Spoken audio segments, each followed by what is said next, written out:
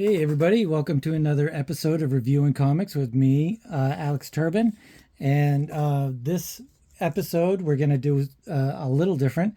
This is actually done by a friend of mine, Chris Knox, and it's Space Bear.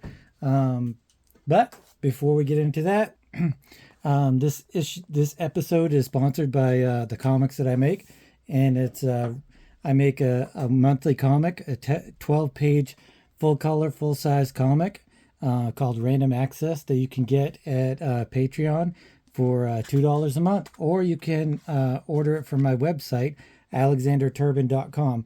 On Patreon, it's the same thing, Alexander Turbin. Or you can check me out on Instagram at alexturbin04401. Yep, so I have Random Access, and I have Mutandis, and Cyrene the Cleric, and a whole bunch of other stuff that I have published through my publishing career. So let's get to Space Bear. Like I said, is written and drawn and created by a friend of mine, Chris Knox.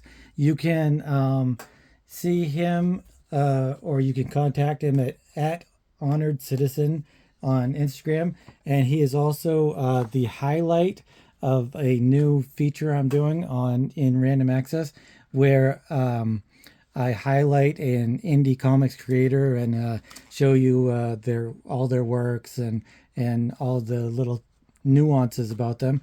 And usually it's people that I've had in Random Access who've had pinups or whatever. And but if you want to be one of those highlighted indie comics creators, let me know. So let's get back to Space Bear. And so, like I said, it's done by Chris Knox. And he and I met when we were both cooking at the Ground Round restaurant. And we would usually, I would be on like making sandwiches and he would be making Mexi or vice versa. And I remember pretty clearly that as soon as he started, because I had been there for a while before he showed up, but as soon as he started and we would be working next to each other, and as we would be working, he would be reciting word for word Simpsons episodes. So yeah, I knew that this was a quirky little guy. Not really little anyway. But eventually became friends and realized that we were both comic artists and did all kinds of cool stuff together. We had a comic book store, and it was called Image Nation, which was his publishing imprint in Image Nation production. And that was a fun time. So let's get back to Space Bear. So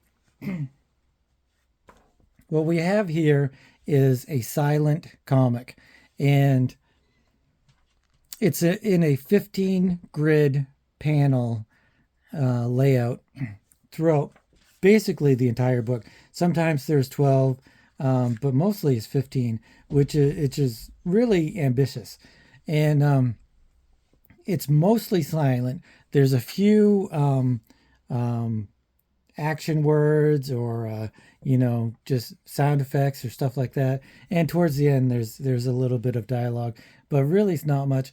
I really usually don't like silent comics.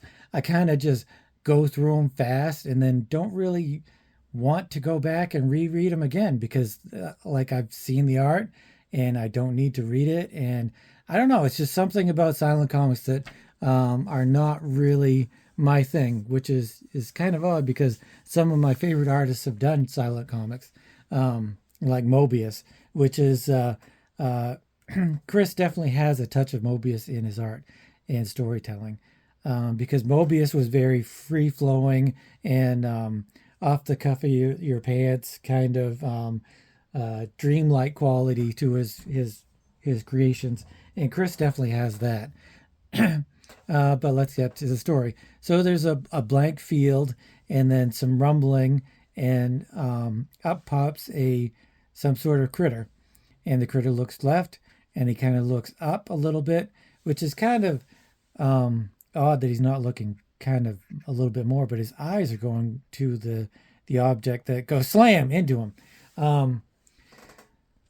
some of Chris's stuff reminds me of Ed the Happy Clown because the title character, Space Bear, is kind of he's I wouldn't say he's oblivious to things, but he certainly has a nonchalant attitude about a lot of things, as you'll see as we keep reading. So he hits the critter, and the critter sees that it's an asteroid or something some sort, and he kind of inspects it, gives it a sniff, and it cracks open, and there's our title character, Space Bear. And Space Bear gets out of the egg and comes to the critter and whips out his gun and zaps him in the body. And when I first read that, I laughed my ass off. And really, it takes a great deal for me to laugh verbally at comics. It's just not really something that I do. But this is where I was thinking that it was similar to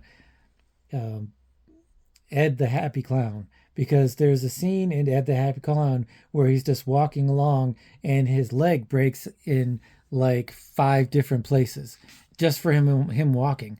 And there's a lot to be gleaned from that, where it's just a mundane act of breaking your leg, and it's kind of just, bad things happening to a good person, or not so much a good person, but an oblivious person. And so we have Space Bear, and he zapped the critter, but the critter's still alive, and he walks off, and he just goes on blasting things with his blaster. And this monster comes up, which was I don't know, was that like his hair or his hat or something? And the monster goes up and he growls at Space Bear, who's going to blast another one, but he's scared. This is kind of why maybe I'm just not smart enough for silent comics, because you're not force fed the information that you're needed to enjoy the comic. You have to read it and decipher it and kind of decide for yourself what it means, and you have to translate it. And maybe I've just never been really that good at doing that. Anyway, Space Bear, I don't know, loses his gun, and the creature, he runs from the creature, and the creature uses his tongue to grab him, and he pulls him into his mouth, and he starts eating him, and then he shoots him out to the other one. I assume this is, oh yeah, this is the new one. This is this one, and this is the old one. So he spits it out to this other monster, and the monster's chewing him. I'm not sure what the snap means. Hopefully Chris will watch this and can explain some of this stuff if I decipher it incorrectly. But he eats him, and I assume that he swallows him, and then he goes out his pooper, which is underground. And so Space Bear's in this water. Is that urine? Is that the monster's urine, or is that just a river? And anyway, Space Bear walks along the river, and he sees all of these different dinosaur bones and stuff like that. And he gets out of the river, and he comes to a ladder. See, this is where it's very dreamlike quality. And he comes out of this portal, and he sees the city. He's on top of a hill, and once again, he's unaware that he's on a hill, so he just kind of starts rolling down the hill and falls onto the city, where he falls into a cart, and not sure what happens there. Foop. This monkey, does he shoot him? No. He comes out of it, and the monkey, there's a whole bunch of monkeys, and the monkeys, are they in charge of the city? We don't know yet. Oh, he's unconscious. So, all right, start over. He falls off of the hill. This is the city that he's at. A monkey is walking along, and then Space Bear falls into this cart, scaring the monkey. The monkey looks in the cart and sees that it's Space Bear, and he's unconscious. So the monkeys take him to Space Bear to their house, I guess, which looks kind of like an oven, a brick oven for pizzas. And you got a snail and a bong and a whole bunch of other little knickknacks on the shelves. Um, so there's the monkey, and the monkey comes in and he sees Space Bear, and Space Bear wakes up and he's like, "Hey, how's it going?" And Space Bear now has a cast on his arm because he must have broken his arm. And Space Bear and the monkey become friends, and Space Bear starts hanging out with the monkey. You see that this goes to here, which is a radio tower. And here is the person at the radio tower watching what's going on, the Space Bear. And this person is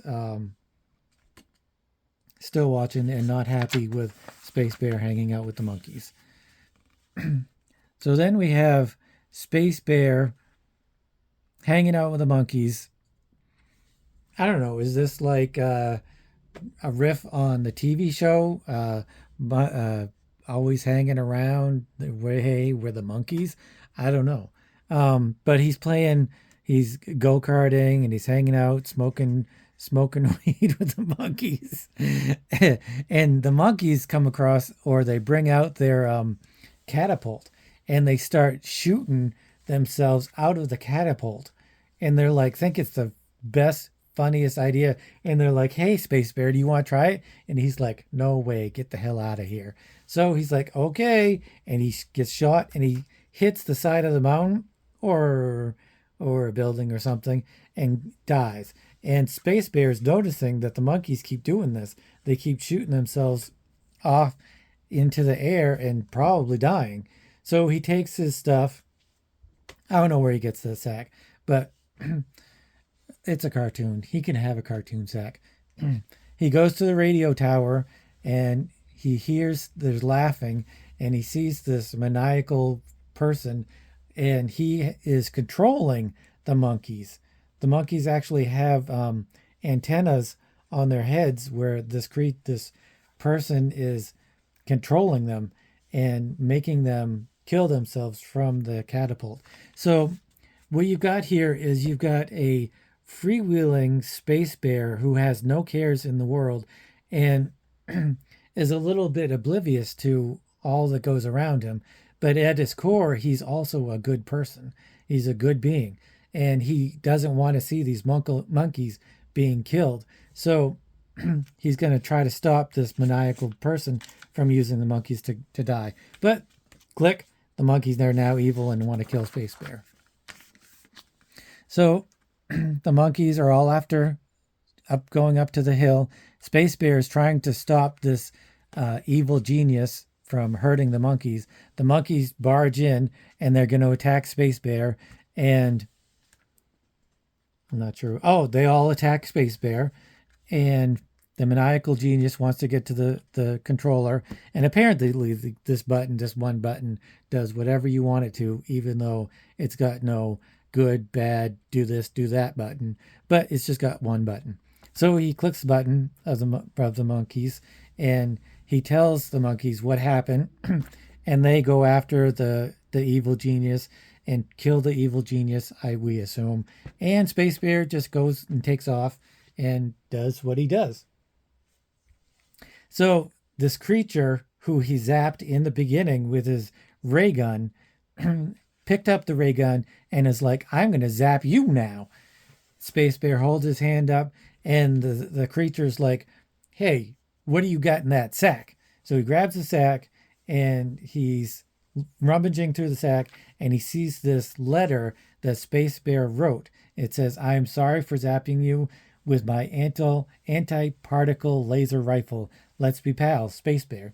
So just the act of friendship makes the rat cry and want to be friends with Space Bear. But in the process of being zapped, his nose is corrupted, but Space Bear has an idea and he wants to help his new friend. I liken Space Bear quite a bit to SpongeBob. Although he's got a little bit more of a maniacal twist to him. I mean, in the beginning, he's just zapping stuff with his laser gun, whereas SpongeBob would never, you know, do something like that. He doesn't have a cruel streak like Space Bear kind of had in the beginning. So what we're seeing really is an evolution of the character. Like he starts out with no problems, doesn't really care about anything about but himself, and then he comes across through his trials and tribulations. He comes to these monkeys and he starts to learn friendship, and he becomes friends with not only the monkeys, but also the rat that he originally did harm to. Maybe it was inadvertently he did harm to him. Maybe he was just like, maybe he's just being very childlike and kind of, uh, testing the water, seeing what he could do with the zapper gun. But anyway, there's the rat sees this thing, he clicks the button, and it's apparently Space Bear's spaceship. No, not Space Bear's spaceship. It's other creature spaceship. I have no idea what this is. Chris, if you can decipher that, please let us know. So they get zapped up to a spaceship, not Space Bear's spaceship. We don't know where Space Bear comes from. And so they get zapped up, and there's a bunch of penguins. Who knows what the penguins are? Bad penguins. But no, I guess they're kind of good penguins. They give Space Bear a gift, and Space Bear clicks it. I don't know if they wanted him to click it, but he did. And so him and the rat, Space Bear and the rat, are over a body of water, and they splash into the body of water, and he clicks it, and it makes a big giant bubble, which they can not float but travel around under the ocean. Who are these penguins? So they're traveling around in the ocean, and they're having some fun, and this giant fish sees this big bubble and starts to attack, and he starts to eat. He wants to eat them in the bubble, but they're running like gerbils in a giant bowl, and they're just running through the water trying to escape this giant fish. And as soon as he's about to hit the bubble, Space Bear hits this thing against the bubble, and it zaps him, and it kills the giant fish. Where the giant fish floats up to these lobster people, and which is pretty cool because we're from Maine and we're lobstery people. So we've got these crustaceans, and this is where the dialogue kind of comes up, and the lobster says, "Hey, look, guys, someone slayed Baba the big fish. This is the work of the great sea god. Let us thank the sea god personally." So they go down and they want to hang out with Space Bear. And so Space Bear interacts with these crustacean people, and they're like, "Hey, why not? Whatever. Thanks for killing Baba. Are you a god?" And that's when they're like, "Hey, yeah, sure, whatever. And we will take you to our city. There we may worship you." Sorry, the type is kind of small and my eyes are kind of old, and that's a bad combination.